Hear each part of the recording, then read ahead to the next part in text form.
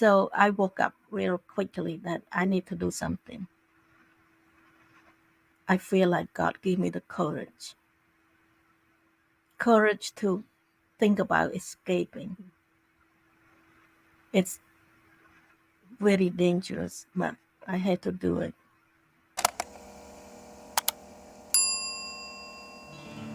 My guest today authored the book How I Survived the Killing Fields, which was honored in 2015 and details the impacts and wisdom gained from her experience as a survivor of the mass genocide in Cambodia, which lasted from 1975 to 1979. As a speaker, she shares how tenacity, perseverance, and faith are required values to conquer fear and reach success. My guest is Sara Im. I'm Ada Nippon, and this is the Changed Podcast.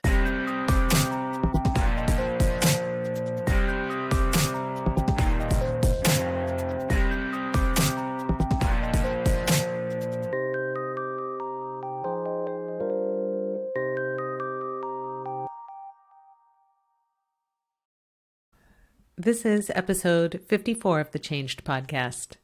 Here's Sara's story. I will take you on a journey from my childhood to college age because my parents believe in higher education. After I graduated, I went to college, and the college is far away from home. It's about 350 miles or so. It was in the capital city of Cambodia. It's called Phnom Penh. So I was away from everybody that I love. In 1975, while I was away from home, the communist Khmer Rouge took over our country. And they came in the military style, proceeding into the city with military truck, big tank, and the soldiers carried big gun on their shoulder, just march into the city.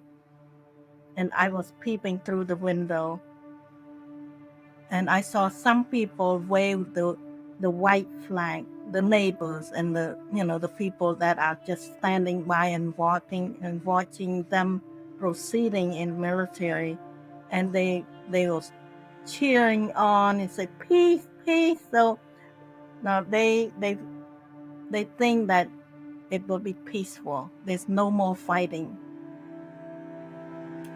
But to our surprise, the next day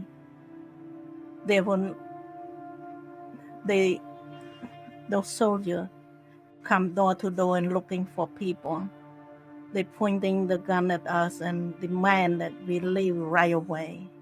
Leave, go where? We don't know where to go. They just want us to get out from the house immediately and just leave. So everybody put ourselves out in the street. So the street become very crowded, hot, and we just follow each other, trying to walk in the crowded street, and we keep walking away from the city. That's what they want. They don't want us to stay in the city anymore. And I realized that all the city in Cambodia are just like that. But I happen to be in the capital city where the most people live. And I walked miserably in the heat. And for weeks, we were walking. We sleep on the ground. We eat a little bit of food that we carry from home. If we run out of food, that's it. We have to be hungry. There's no more food to buy. And everything was shut down, complete shutdown. This is a total pandemic. There's no more marketplace. There's no restaurant or grocery store, school or bus or post office, anything. So I could not reach out to my home, to my family, to find out what happened to them. I was terrifying, was so anxious and fearful. But after a few weeks of walking and sleeping on the ground, I end up in a small village where the people in the village, they are already prepared that the big crowd from the city is coming. So some of them will take a few people in their home and then provide us a place to sleep temporary until we make our own place. So and then they push us to go to work in the rice field. And there I was fearful also because I never been taught how to do anything in the field. But there was one good thing coming. They make announcement that if anybody would like to move to Battambang is the province where my family live. Mhm. When I heard the word Battambang, I'm just so excited. I said, okay, me, I will sign up. I signed up right away. At that time, my uncle also there with me. We got evacuated together. I found my uncle, so I went with him. So my uncle decided to bring his whole family to move with me. So on the day that they moved us, we all moved together. They put us on the bus, on the boat, and then on the train. And then they drop us in the middle of nowhere. I was so disappointed. I was expecting to get to Battambang, but this is like in the middle of nowhere, like almost the jungle. But we cannot argue, we cannot protest, so we just obey what they want us to do. So we had to build our own house, own place to live with the whatever leaves and woods that we can gather. So to make a long story short, we make a shelter for ourselves. And then my uncle and his wife went to work in the field, and I was helping out with their children. And then shortly after we got settled there, they have another announcement. They are looking for single men and women who want to volunteer, to get trained so that we might have a chance to go help out the village nearby. So when I heard that, I volunteered again because I don't want to get stuck in the middle of nowhere. I said, this might be an opportunity for me to travel, to find my family. So I volunteered. This time, big disappointment. I got stuck in this big camp. There were 1,000 of us, single men and women. And when we get to that camp, they present us with the rule. Their rule is so ridiculous that we cannot do this, cannot do that, cannot do that. And we have to work long hours all night, 16 hours a day, and very little time to sleep. And they give us very little food to eat. There was a kitchen that they prepare food for all 1,000 people, but the food was not enough. So we were starved and hungry and exhausted. So pretty soon, many of us got sick, and me too. I become very sick. So I keep pushing myself to go to work every day because if I don't work, I don't get food to eat, and I might get punishment. So keep pushing until I cannot work anymore. When anybody that cannot go to work, they don't want us to stay there. They send us to another place, and that place is the infirmary for the sick people. Stay and wait for the time for us to die. There was nothing to help us to get better. So when I realized the situation is very bad, I realized I should not stay in this place because I will get more disease. I cannot handle that. So I will die as a result. And I cannot really run away because I was too sick. And I cannot go back to work. So I was stuck. This is the time when I search inside, looking for my way out of this situation. I was trapped. I don't know what to do. There is no option for me to choose. And when I was thinking about how do I make it? How do I survive this situation? I remember when I was young, I enjoyed listening to my mom reading the book. She loved to read the book. And one of the books that she read, I remember that story so vividly. In the story, there was a mean person who grabbed other people's children and wife, and he abused them. And it took God. There was God who saw what he did to the children and the woman. And God sent his angel to rescue the children and the woman. From this story, I made up my mind since I was young. I believe that there is God. So that's my belief. I believe God exists and he knows everything. Now that I am in danger, I am about to die, I thought of that God and I pray and I ask God to help me to survive. So I pray every night, waiting for nighttime, not just one or twice, many nights. And then one morning I got up very early before everybody else. And I feel like I have a little bit strength today. So maybe I can walk out from here. So I did. I sneak out. And when I got out from the infirmary, I went to the place where the working people stay.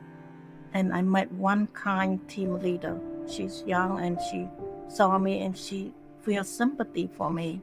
And she took me in her group and she said, "Just stay with me. I might find something for you to do." But she realized that I'm still too sick to do anything for her. But she went ahead and talked to the people at the kitchen. And she asked them to see if they can use some help. And they say yes. So she sent me to work in the kitchen. That's how God answered my prayer. God sent me to meet a kind person. And he sent me to work in the kitchen. And in the kitchen, I had more access to food. And I work less hours. I work in the shade, not in the heat all day long. So gradually, I start to feel better. Then eventually, I shed off some of the serious disease, and I almost recover, but not quite, not 100%. But when the team leaders saw me look better, feel better, they pulled me out from the kitchen and throw me back to work in the rice field again. So from there, I realized that even though I could not stay in the kitchen forever, but the kitchen gave me a break, give me the time for me to recover. So I did not die. I was so close to death before I get out from the infirmary. So I continued to work in the rice field for 3 more years. So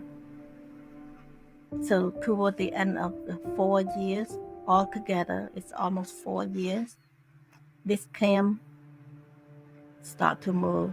The people move the camp, and they move closer and closer to the jungle.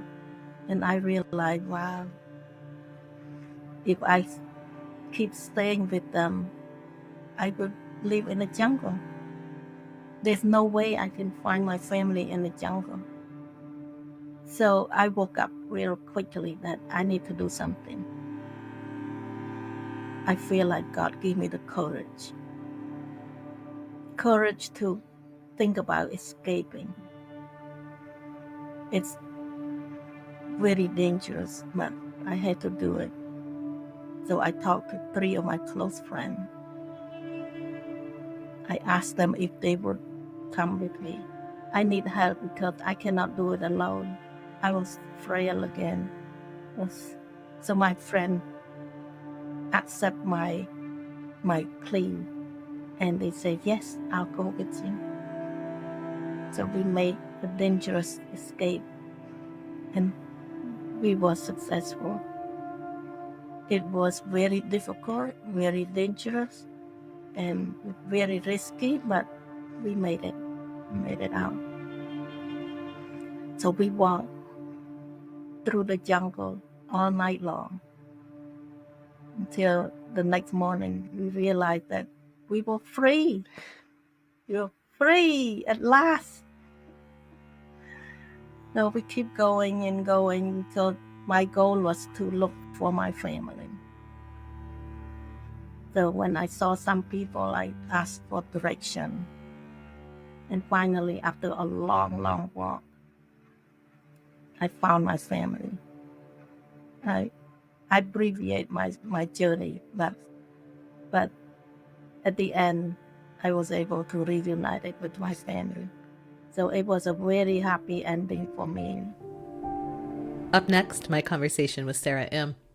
Hi, Sara. Welcome. I appreciate you joining me on the Changed podcast today. Hi, Aiden. Thank you so much for having me today. You have clearly been through quite a lot in your life, and we're going to get to some of those details in a bit. But before we do that, I just wanted to get a sense of you. So these days you work as a speaker, you travel around, you're an author. Did you ever imagine that your life would turn out the way it has turned out? Never. No, this is totally different than I ever imagined my life would be. In a good way, I hope? In a good way. Very good way. Thank you. What's one of your like guilty pleasures when you're traveling? Something like for me, I'll watch really terrible television when I'm in a hotel room, which I never do well, these days I also watch terrible television at home, but it's like a guilty pleasure when I'm traveling to allow myself to watch TV I would never watch at home. What's a guilty pleasure of yours when you're on the road? Guilty pleasure. Probably eat a little bit too much. Fair enough. Fair enough. Well, I am curious. So, the key word for this podcast is change. That is the center of what I am the most curious about. And I'm curious for you, when you hear the word change, like what does the word mean to you? What is the meaning of that word in your life? Well, the word change brought my bad memory because of the bad change in my life. Mm-hmm. But not much anymore. I realized that bad change, it happened once, maybe in my lifetime. Mm-hmm. But the next change, it's a lot easier. So I adopt change a lot better now that I understand the full meaning of the change. The change can be abrupt, can be dangerous, can be life-threatening. But Mm-hmm. since that big change happened to my life, now I'm not fearful of the new change anymore because I know how to handle it. What was your life like before 1975? My life was peaceful. I was born in a farmer's family. My parents are farmers, and we live in the countryside. And I was the firstborn, so I experienced tremendous love from my family. I feel love and secure, and I was a happy child. I'm always happy. What was, do you remember what your sort of everyday routine was like at that time? At a young age, daily routine was school, go to Yeah. school and come back and play, and that's that's about it. And my parents did not want me to help out in the farm because they did not want me to grow up as a farmer. They believe in higher education, so they encourage me to stay stay home doing homework, just enjoy your study. So that's what I experience doing. And after I finish my homework, I do drawing. I love to draw. I have a little desk. I sit on the floor and draw. I love to draw. What kind of pictures would you draw? I usually draw a woman's picture, Mhm. and most of the time just a portrait picture. Once in a while, I draw the trees, the fruit trees, and Mhm. just pencil drawing. Do you still enjoy drawing now? I did not have much time to do the drawing, but sometimes when I went to a different hairstylist and they want to know what kind of hairstyle do I want. Mhm. If I have a hard time explaining, I do the drawing. I said, this is how I look like. This is how I want my hair to look like. That's great. You know the things that we learn as children can help us later in life for sure, even the little things. But you went through far bigger things than simply learning how to draw. So, Sarah, I'll go ahead and just open it up. Did you lose any of your family members during that period of time? Did everyone survive? Everyone in my immediate family survived, That's a but I miracle. lost many. Yeah, yeah. I lost many of my male cousins. But my family almost get wiped out in one gunshot. My mom didn't tell me until later, long, many years What later. happened? During the time that the whole country was liberated, 4 months before I escaped, 4 months everybody was Ah, free. But during the time that was liberating, the Khmer was still in control. They still want people to go with them, but a lot of people want to get away from them. My family want to get away from them. During the breakaway, they found my family all together. My mom, my dad, and three brothers all together, and they almost pulled the trigger. But my mom was so clever, and she sat down. My mom was very skinny. She had a stroke, and it's a long story about my mom's struggle. But my mom sat down right away and she said, stop, don't shoot. I just need a few minutes of break. Look, and she opened her shirt and showed all the rib cage and all the bones. She was so skinny. She said, look at me. Look at me. I am sick and I just need a little time for break. So they stopped pulling the trigger. wow. And my brother, he was ready to run. But my mom said, stop, don't run. So all at once, they almost get wiped out. It was so scary. Thank you for sharing these stories, and there are more stories in your book if people want to pick that up. One of the questions that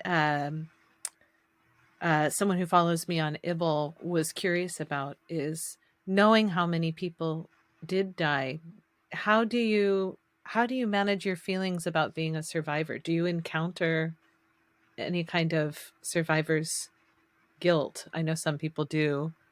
Is that something you struggle with, or no? For me, no, because we all struggle together. Like during the time in the infirmary, some of my very close friends died. She cried out for me, reach out for help, but I myself was dying also, and I could not even crawl to touch her hand. All I can say is just say that I love you. And then she passed away. That was so close to me, but it's I'm not guilty of anything. I did my best. I love the people that I make friends with, and I love my family. And I lost a lot of cousin and my uncle. My uncle that come from the city with me, he didn't make it. So yes, I feel so sorry that I lost them, but I don't carry the guilt that I'm a survivor, because I did my very best to survive. I almost didn't make it myself. Yeah, So I'm glad to hear that. I don't think there's any guilt to be carried by your own description. If your belief is what it is, it's simply a miracle to be grateful for that you did survive. Um, do you have a sense of how this came to even happen? How did this even come to pass that this was possible in 1975, that so many people would be torn from their homes, pulled out of the cities to go work in the fields? How did that come to pass? Do you have a sense of that? no, no, I did not expect that. If I have a sense of that, I would not go to the college. Mm. I would stay home with my Mm-hmm. family. We did not expect that. We know that change might come. The regime might take Mm-hmm. place, but we did not expect the extreme that we have experienced. Yeah. That's just, yeah, I'm curious. There was so much chatter during this past couple of years, during this global pandemic, where things were shut down, where people were asked to stay in their home. And there was a lot of conversation amongst people about this is the beginning of tyranny and so on and so forth. I'm I'm curious, having been through an actual horrifying takeover of society, how you felt during this period of time. Did it bring back those memories, or were you able to sort of go, this is different? Well, it brought back memory. It gave me some concern, but this is the pandemic that we are dealing with is the Mm-hmm. disease, and I I cannot relate. I don't connect the two dots. It just caused some concern Mm-hmm. for me, and I just want um to let people know that everything will pass. Because life is life has plenty of ups and downs, of challenge, problem, all the time. So this is one of them. I think we have to deal with it and be clever, be smart about it. So for For that reason, I team up with one of my friends. She's also a refugee from Vietnam. She's from Vietnam. I'm from Cambodia. We met only 1 month before the pandemic, and we got to know each other. And we both live in Florida. And she got very, very nervous about the pandemic. So she called me up. She said, "I want to do something to calm people down, to help people dealing with the mental, with emotional, you know, condition right now. So would you want to do the podcast with me?" It's a live show on Oh, Facebook. cool. It's not a full podcast. So we did a live Facebook show. We start out March 24. We do it every day, Monday through Friday, from 5 to 5:30. We just talk among us, discuss and sharing. So we that's how we start. We want to just make sure that people are okay, just talk to listen, and have any question, just reach out to us and all that. So we did that, and we're still doing until today. That's great. I guess that does bring us to present day, doesn't it? So how do you feel those experiences when you look at how other people are living their lives and kind of going from their day to day and experiencing the ups and downs of their own lives? Do you feel different from other folks that you encounter, or do you feel like we're all kind of the same to varying degrees? How do you sort of place your experience amongst the rest of the people you encounter in Florida? Yeah, in a way, I feel like the same, but on the other hand, I feel a little Mhm. stronger. I feel like I have more resilience. I feel like I build my muscle against the Mhm. challenging time. So I'm not as fearful. Um, I'm more at peace, and more secure. I think that experience helped me to be that way You do seem quite because calm, I will say. Quite calm indeed, which is a part of why I asked you that question to begin with. So many people that I encounter have major meltdowns over minor things, what I would classify as something minor. But it's not because they have major meltdowns over minor things, it's because in their lives, those minor things feel pretty major.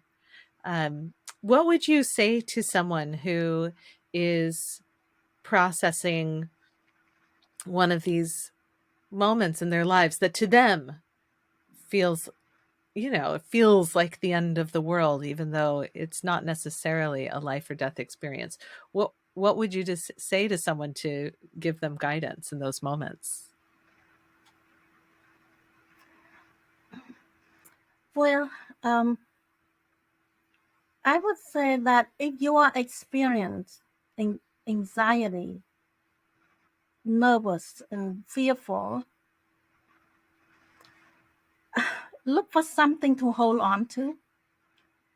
In my case, when I was in the captivity, I hold on to my vision that one day I will be reunited with my family. I don't know if it's possible or not, but Mm, imagine the good possibility. So imagination is very powerful. You don't know how it's going to happen, but you believe that it's going to happen. Believe that everything will be mm. fine. Um, just trust. Have faith in the process. So I like to compare living life like living in Florida. Florida have a lot of hurricane coming through. When the hurricane come, we all prepare and everything. But you know what? The hurricane did not stay Mm. forever. It come and then it go. So imagine our problem just like a hurricane. It only come by and then it go away. And if you can find your shelter, your something to hold on to, you will be safe.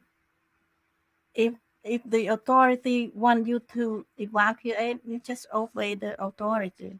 And so that's how I view handling the anxiety, the nervousness, the worriness, and just hold on to something that you love, you appreciate, and you're hopeful for. It's beautiful. I'm curious, what do you think would have happened to you had you refused to leave your home, or had you not signed up to volunteer to go to another location, or had you not signed up to be um, trained in something else? How do you think the story might have changed had those specific decision points been different for you? Yeah. I never thought of that. That's a good question. Well, if if I did not sign up the very first time, they might detect, they might know that I am a college Mm, student, and the college student, the people that have some kind of education, higher education, intellectual, uh, go to the blacklist. They eliminate those people. So I might get eliminated long time ago. Another point that I like to share with the audience is this: we need to have a stronger resiliency. Resiliency is something that we need to build before things happen. Resiliency is like building your own saving account in the mm, bank. When you have a resiliency, you are more capable of handling the situation, the bad situation that throw at you. You are a better problem solver.